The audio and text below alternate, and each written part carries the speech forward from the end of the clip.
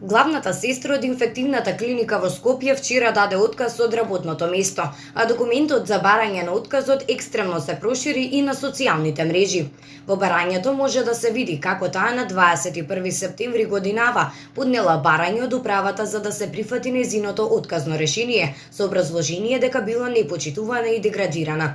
Причините да ја напуштам клиниката по 28 години професионална работа се многобројни, но би навела само една: непочитување и деградирање на профилот медицинска сестра, како една од најважната алатка во медицинскиот тим. Меѓутоа, драмата не завршува овде, затоа што уште две медицински сестри доставиле барање за отказ со слично образложение.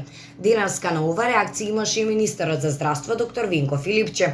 Брзата реакција можеше да се забележи од средбата кој што тој ја остварил утринава со овие сестри.